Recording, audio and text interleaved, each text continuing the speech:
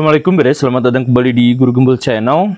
Sekarang saya ingin memulai video ini dengan menampilkan video lain yang sempat viral akhir-akhir ini karena satu hal. Jadi silahkan simak videonya sebagai berikut. Assalamualaikum warahmatullahi wabarakatuh. Di sini kami sebagai admin Guru Gembul dan ini Guru Gembulikum. Saya Guru Gembul dan ini Ujang. Ya admin Ujang. Mau mohon maaf kepada Kapolri untuk mengatakan bahwa video ini akan dihapus kalau kami akan diintimidasi nantinya. Tapi kalau tidak diintimidasi, maka video ini akan tetap lanjut dan akan terus dilihat oleh masyarakat. Dan isi dari video ini sebenarnya menegaskan dan menjelaskan bahwa sejauh ini memang apa-apa kalau yang berhubungan dengan polisi itu harus bayar. Jadi kalau misalkan kami punya kasus, kami diintimidasi sama preman, atau misalkan kami kecurian barang, atau kami dibegal dan sebagainya, itu kalau lapor polisi, itu biasanya dimintai uang sejumlah sekian-sekian. Dan itu adalah sesuatu yang sudah lumrah diketahui oleh umum. Sehingga klarifikasi ini adalah penjelasan bahwa istilah bayar-bayar-bayar kepada polisi itu nyata dan benar adanya. Dan sekali lagi, kalau ini memang dianggap sebagai sesuatu yang bukan fakta, maka kami butuh diintimidasi dulu agar video ini dihapus. Begitu kurang lebihnya. Dan kami sebenarnya juga menyayangkan kepada Pak Polisi dan lain-lain ketika ada rakyat jelata yang melakukan kritik tapi malah dibungkam dan dihilangkan. Konon katanya diintimidasi. Kami juga tidak tahu itu diintimidasi atau tidak. Tapi di waktu yang bersamaan ketika ada pihak yang diduga diintimidasi, itu justru polisi malah mengatakan bahwa itu Kang Aguan itu tidak terlibat dengan kasus pagar laut. Padahal itu sudah jelas. Maaf klarifikasinya sambil ketawa. Ya, jadi saya mohon maaf kepada Pak Kepolisian sekali lagi ya. Ini hanya untuk menegaskan bahwa istilah bayar-bayar-bayar itu adalah fenomena umum yang diketahui dan dirasakan oleh publik.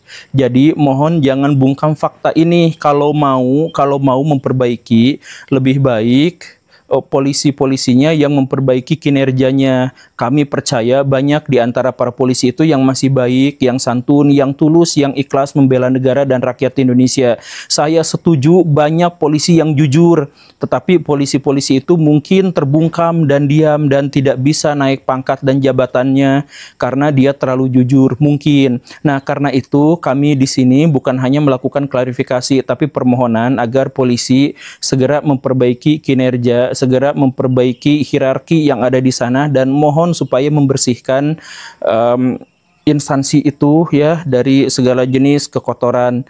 Ya, kami mohon maaf atas semua yang kami katakan, tapi apa yang kami katakan sebenarnya adalah apa yang sudah diketahui oleh masyarakat secara umum. Kamu mau ngomong sesuatu? Tidak, sudah ya, semua. Ya, itu saja. Terima kasih. Assalamualaikum warahmatullahi wabarakatuh. Nah, video itu adalah video tutorial untuk para polisi di Indonesia, para perwira polisi di Indonesia, dan yang terhormat Kapolri untuk melakukan klarifikasi di ruang publik. Jadi kan selama ini yang biasa melakukan klarifikasi itu adalah orang-orang sipil, rakyat jelata, orang yang tidak memiliki kuasa, orang yang marginal, yang biasa-biasa aja. Itu yang disuruh untuk melakukan klarifikasi. Nah, video itu adalah tutorial untuk para perwira polisi, karena bagi saya lebih relevan kalau polisi-polisi itulah yang melakukan klarifikasi atas apa yang terjadi selama ini daripada kebanyakan rakyat jelata gitu. Nah, kalau bisa klarifikasinya dalam bentuk yang lebih empatik ya, kurang lebihnya seperti itu. Begitu. Kalau misalkan kita lihat kemarin Ben Sukatani, apa yang mereka katakan kan seharusnya tidak usah diklarifikasi karena itu sudah benar, dan mereka tidak usah minta maaf ke ruang publik sampai membuka wajah mereka, membuka identitas mereka. Itu kan seharusnya tidak usah mereka lakukan karena apa yang mereka katakan dalam lirik-lirik lagu itu adalah benar. Itu adalah sesuatu yang lumrah dan bahkan sudah umum diketahui oleh masyarakat. Saya tidak percaya ketika misalkan ada Ben Sukatani mengatakan seperti itu, kemudian kemudian ada rakyat yang mengatakan bohong, dusta, seperti itu gak akan ada. Karena semuanya mengalami hal yang sama, bahwa kalau misalkan berurusan dengan polisi, kita itu pasti urusannya itu bayar, duit. Dan perkataan itu bukan hanya perkataan si Ben itu, bukan hanya perkataan rakyat jelata, itu bahkan perkataan sekelas Pak Mahfud MD yang juga adalah pejabat tinggi.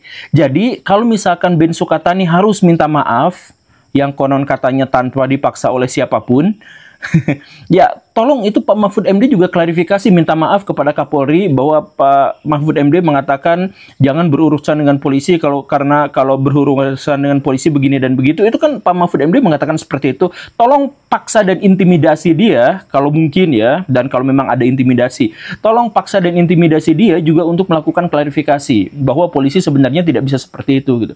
Tapi kan enggak, Baraya. Jadi ya sekali lagi ya, saya tuh sebenarnya agak bosan kalau misalkan ngebahas tentang polisi, dan banyak video saya yang tabungan video saya itu berbicara tentang hal yang lain. Tapi ini tuh menjadi bagian dari keresahan yang nyata gitu terkait dengan polisi ini. Saya sebutkan misalkan kurang lebih seperti ini. Kemarin lalu itu ada survei yang menyebutkan bahwa polisi di Indonesia itu adalah polisi paling korup ke-18 di seluruh dunia. Itu ngeri sekali datanya si Baraya, ke-18 di seluruh dunia itu. Dan di Asia Tenggara kita adalah yang nomor 1 paling korup di seluruh Asia Tenggara. Artinya apa? Artinya sangat-sangat bermasalah. Dan ketika polisi itu menjadi pihak yang bermasalah, pihak yang korupsi, pihak yang menjadi koruptornya, maka semua urusan yang berhubungan dengan kejahatan di Indonesia itu pasti juga berdampak, pasti berpengaruh. Karena apa? Karena polisi adalah penegak hukum. Jadi kalau misalkan penegak hukumnya adalah koruptor, maka semua kejahatan-kejahatan di Indonesia itu juga pasti akan menjadi langgeng, lestari, menyenangkan, dan menghasilkan keuntungan yang sangat luar biasa. Nih, misalkan ya, kita cek satu-satu, ini pernyataan saya ini benar atau salah. Cek, silahkan klarifikasi Pak Polisi. Pertama, mafia tanah itu backingnya polisi. Benar atau tidak? Kemudian bandar narkoba itu backingnya polisi. Ormas tukang malak yang meresahkan masyarakat itu juga adalah backingnya polisi. Judi online itu backingnya polisi. Benar nggak? Silahkan diklarifikasi dengan cara yang seperti tadi. Kan sudah ada tutorialnya. Kemudian korupsi di berbagai instansi itu hubungannya juga dengan polisi. Deforestasi hutan itu juga backingnya polisi. Kemudian tambang ilegal. Ya, tambang emas, tambang nikel, tambang semuanya itu juga ada backing polisinya. Kemudian kasus penipuan bodong itu dibackingi oleh kepolisian. Kemudian penipuan suap untuk masuk ke polisi itu juga dibackingi sama polisi tentu saja. Kemudian kasus perdagangan organ ilegal itu juga polisi. Kemudian curanmor itu juga dibackingi oleh polisi. Nah, ketika semuanya kejahatan-kejahatan yang ada di Indonesia itu ternyata backingnya itu adalah polisi. Nah, jadi polisilah dalam hal ini yang harus melakukan klarifikasi, bukan Ben itu yang kasihan harus buka identitasnya ke ruang publik. Dan bahkan konon katanya si perempuan yang itu tuh adalah profesinya sebagai guru dan dipecat gara-gara itu. Itu sebenarnya menyakiti, itu benar-benar menyakiti Baraya kalau memang ada intimidasi. Kalau memang ya ada intimidasi, makanya silahkan klarifikasi di ruang publik terkait dengan masalah-masalah yang seperti ini. Dan yang luar biasanya apa? Yang luar biasanya ketika hantaman isu-isu buruk terus-terusan menggedor kepolisian, polisi itu bukannya memperbaiki kinerja, bukannya memperbaiki apa yang salah dalam tubuh mereka itu, tetapi justru mereka itu sibuk memperbaiki citra. Nah ini, saya mohon maaf ya, nanti juga ya mungkin saya klarifikasi juga lah. Jadi gini Baraya, polisi itu adalah instansi yang minta uang negara paling besar sampai 1 triliun rupiah, bukan untuk apa-apa, hanya untuk memperbaiki citranya saja. Jadi kalau misalkan instansi pemerintah yang lain itu minta dana ke pemerintah, ke Menteri Keuangan itu misalkan untuk bikin aplikasi, bikin apa. Nah kalau polisi itu adalah untuk memperbaiki citra. Nah, tapi bukan memperbaiki kinerja. Makanya saya bingung, duit 1 triliun itu, please lah kalau misalkan mau ya, kalau memang untuk memperbaiki citra, itu Ben yang Sukatani itu jangan dibungkam dengan intimidasi. Kalau memang ada intimidasi ya, tapi dibungkamnya dengan uang 1 triliun. Kan ada itu uang memperbaiki citra. Jadi jangan malah diintimidasi begini dan begitu mungkin, tapi dikasih uang 1 triliun karena kan polisi punya anggaran 1 triliun rupiah lebih hanya untuk membersihkan citranya, begitu kan? Nah, dan sekarang yang lebih lahap lagi, lebih mengerikannya lagi adalah polisi mengikuti pemerintah dalam hal cuci tangan dan bersih-bersih, yaitu apa? Ketika citra mereka buruk, yang mereka lakukan adalah mereka memprioritaskan perekrutan hafid Quran sebagai polisi. Ya, ini modusnya sama seperti kemarin, ada tambang itu merusak lingkungan, tambang itu merusak ekonomi rakyat jelata, tambang itu dikecam oleh dunia internasional dan sebagainya, dan untuk bisa menahan sentimen-sentimen negatif itu, kemudian pemerintah ngerekrut NU dan Muhammadiyah untuk jadi bemper mereka agar tidak dikecam dan tidak dihujat. Jadi NU dan Muhammadiyah dipersilahkan juga untuk melakukan penambangan, kan begitu. Nah, ternyata itu mungkin dianggap berhasil sehingga polisi sekarang melakukan hal yang sama. Mereka dihujat, mereka dikecam, mereka diolok-olok, mereka di media sosial itu habis dijelek-jelekan, dan untuk bisa menaikkan kembali citra mereka selain dengan uang dana 1 triliun rupiah itu, mereka sekarang merekrut hafid Quran, para penghafal Quran. Diharapkan dengan cara seperti itu maka mereka akan lebih minimal lagi diintimidasi dan dipersekusi sama rakyat jelata. Ya, karena hafid Quran, ya kan modusnya seperti itu. Dan ini ulama-ulama mohonlah jangan sampai itu kredibilitas orang-orang yang hafid Quran dan sebagainya dipertaruhkan hanya demi membela orang-orang yang jahat di tubuh kepolisian. Saya percaya bahwa di tubuh kepolisian itu banyak sekali orang-orang baik. Saya tuh kenal banyak polisi dan mereka tuh orang-orang yang luar biasa baik. Tetapi bahkan dengan kebaikan mereka tuh tidak bisa menahan bobroknya sistem yang ada di dalamnya gitu. Jadi kalau misalkan polisi mau benar-benar jujur, dia tuh paling-paling akan dimutasi ke tempat yang terpencil, yang jauh dari mana-mana dan tidak mendapatkan kenaikan pangkat secara reguler. Biasanya gitu. Dari mana sih polisi itu punya kinerjanya negatif terus gitu? Dari perekrutan tentu saja, Baraya. Jadi perekrutan di tubuh kepolisian itu kita kenal bersama ya, kita kenal bersama, sudah jadi rahasia umum itu dengan menggunakan 2 hal. Yang pertama itu adalah jalur orang dalam dan yang kedua itu adalah jalur suap ratusan juta. Betul kan? Ya betul, itu sudah jadi rahasia umum. Jangan tuntut saya untuk melakukan klarifikasi, karena memang sudah banyak kasus yang seperti itu. Anggaplah itu oknum.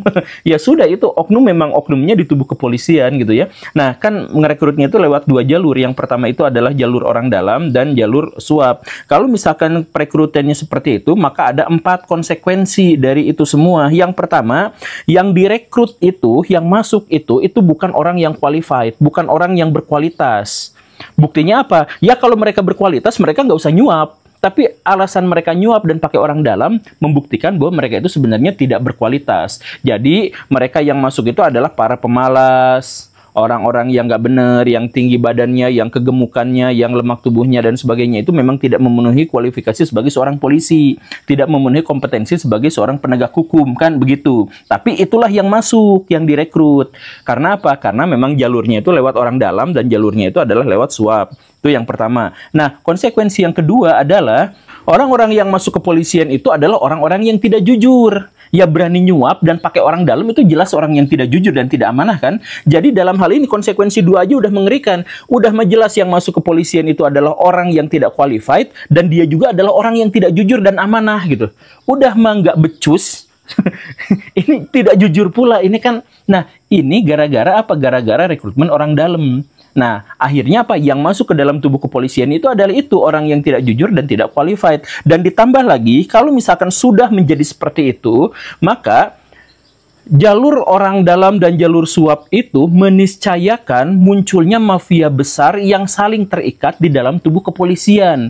Karena kalau misalkan ada orang, misalkan saya masuk kepolisian lewat jalur orang dalam, maka saya akan terikat terus-terusan dengan si orang yang memasukkan saya kepolisian itu. Lewat suap, saya akan berhubungan langsung dengan orang yang ngasih suap itu. Dan akhirnya apa? Di situ bikin sebuah mafia yang besar. Jadi saling terhubung satu sama lain karena ada kepentingan yang harus dijaga dan ada ketidakjujuran yang harus ditutupi. Begitu kan? Itu jelas di situ. Nah, setelah menjadi mafia yang seperti itu, maka yang keempat, konsekuensi yang keempat itu adalah merekalah yang akan menjadi panitia bagi perekrutan kepolisian berikutnya. Akhirnya apa? Akhirnya yang direkrut itu adalah orang-orang yang tidak jujur dan tidak qualified, tapi pakai orang dalam dan lewat jalur suap. Jadi 4 masalah itulah, dan akhirnya bergumul aja terus-terusan muter-muteran di situ. Dan mereka juga lah yang akhirnya akan ngurusin soal pengangkatan kepolisian. Kan polisi kalau misalkan mau naik pangkat itu juga bayarnya gede kan. Jadi polisi, anggaran polisi besar itu ya untuk muter-muter di situ. Makanya banyak polisi yang sebenarnya, maaf ya, untuk polisi yang rendahan itu susah juga untuk sejahtera, walaupun korupsi di tubuh kepolisian itu sangat besar, tapi banyak juga yang nggak kebagian gitu. Mereka harus naik pangkat dulu agar mereka ikut kebagian kuenya itu gitu. Nah, kan begitu. Jadi masalah perekrutan itu menghasilkan 4 dampak. Nah, makanya kalau misalkan mau ini mas saran, saya bukan hanya mengkritik gitu ya, tapi juga misalkan mengajukan saran, ya walaupun siapa juga saya gitu ya ngajuin saran. Tapi kalau mungkin sih ini perekrutan polisi itu dilakukan bukan oleh kepolisian, karena memang di situ sudah tidak benar. Misalkan sama pihak yang lain yang lebih independen, atau pemerintah menunjuk lembaga lain, misalkan yang seperti itu. Jangan Kementerian Dalam Negeri, itu kan udah gemuk. Ya, tapi misalkan apapun itu mekanismenya, tapi jangan pakai polisi. Pengangkatan dan sebagainya juga kalau mungkin jangan pakai jalur polisi, karena polisi sekarang di dalamnya itu mafianya sudah sangat besar, sudah sangat banyak gitu. Bisa nggak seperti itu? Ya itu mah sekedar bagi saran aja, dan sebenarnya saran saya juga bukan benar-benar saran yang keluar dari isi hati. Sebenarnya ini adalah wujud dari keresahan saya dan bisa jadi mewakili banyak sekali masyarakat di Indonesia yang resah terhadap kepolisian. Kami tuh harus lapor sama siapa? Kami tuh harus mengadu pada siapa kalau ada kasus, kalau ada masalah hukum. Jadi kalau misalkan kami lagi tertindas, lagi apa, lapor pada polisi, kami berharap mereka itu bisa mengayomi, bisa melindungi, bisa membela hak-hak kami. Tapi yang terjadi justru sebaliknya. Kami yang sudah kering kerontang, yang sudah susah, yang sudah kurus, yang hidup sudah tidak bisa apa-apa, kemudian dizolimi, dihakimi, dijahatin sama pihak lain, ketika mengadu kepada polisi malah lebih dihakimi lagi. Kami kecurian barang, kami udah kecurian handphone, kecurian motor, kecurian mobil. Kalau misalkan lapor polisi malah ditagih lagi juga seperti itu. Jadi ya itulah. Terima kasih karena sudah menyimak. Saya Guru Gembul. Assalamualaikum warahmatullahi wabarakatuh.